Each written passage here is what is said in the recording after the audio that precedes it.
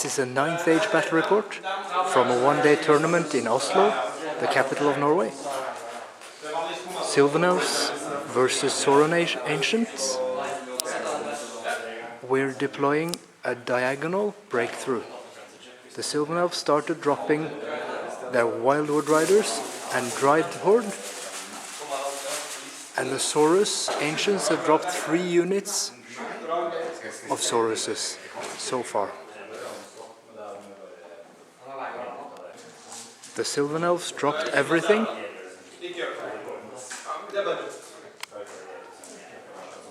After the Sauron ancients' 4th drop of Saurus, the Sauron ancient player promptly responded by dropping his scouts just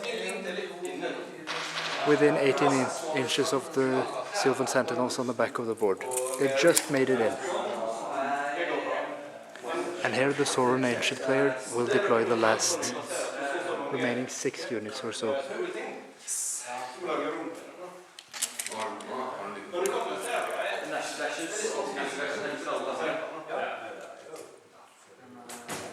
The Sauron skal vi se, da er det altså pluss 1, 2, 3, så telte det hvor mange? I think it was plus 6. Okay.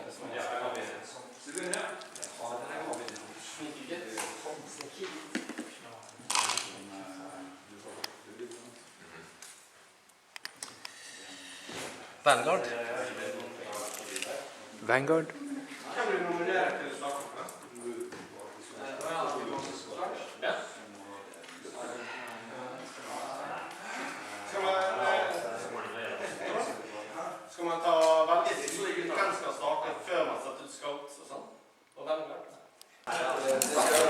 Men you're forest Dryads. The Dryads turn around, turning this way, towards the chameleon skinks, which scouted onto the table. The Sylvan sentinels turned, shot 3, and they ran off the table. And these turned as well to face them with stone skins, so they were prepared. Oaken Throne is up on 2 Dryad matriarchs, and now it's Sauron Ancients turn 1. The pterodons are charging the rear of the Dryads. Yeah. Failed frenzy. On turn 1, these wildwood riders failed a charge against the Sauruses. The other 2 units tried to line up a charge, but they were 1 inch further away than they had to be, so they didn't take the chance. They managed their frenzy tests and moved back behind the impassable. Swift reform. The Sauruses are backing off, and the pterodons made their charge into the rear of the Dryads, who are stubborn though. No, I'm not.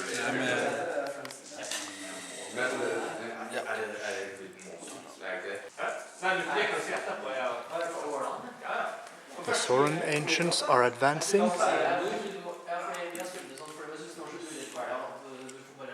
lining up their mass small units of Sauruses as skinks.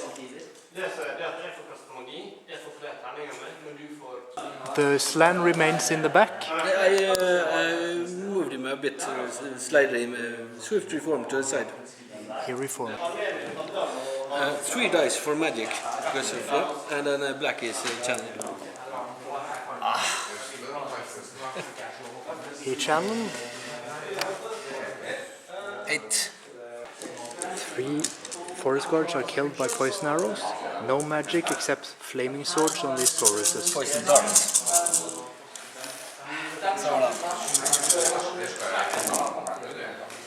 And more poison darts through.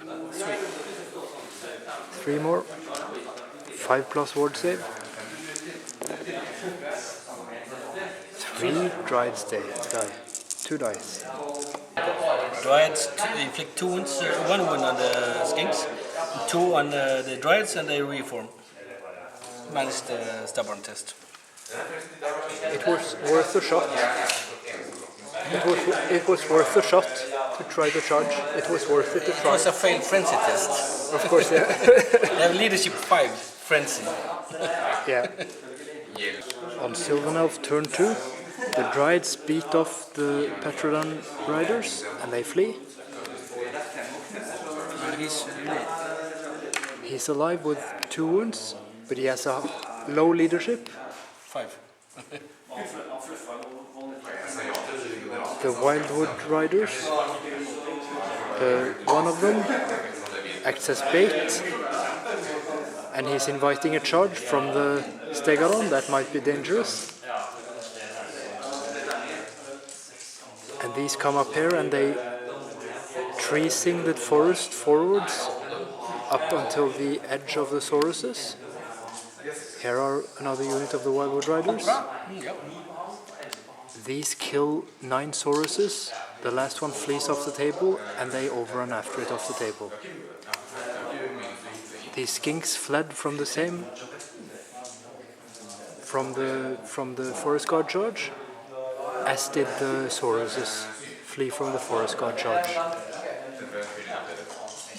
These Wildwood Riders came from the right of the table. That's Sauron Ancient, turn 2 next. The Sauron Ancient warrior is... All these charge, but they don't because they have a hatred. No one charge. They considered it. Okay. The only charge with this machine of the gods failed his easy charge of 5.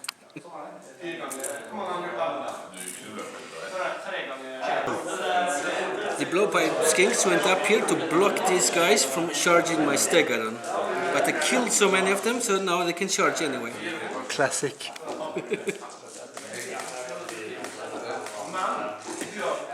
Nice fire magic here. The wild huntsmen and blade dancers are decimated. And healing waters.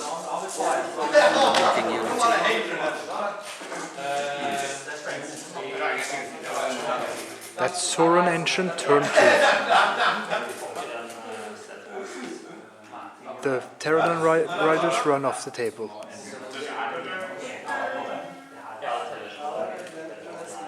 The Dryads failed the charge against the Engine of Gods.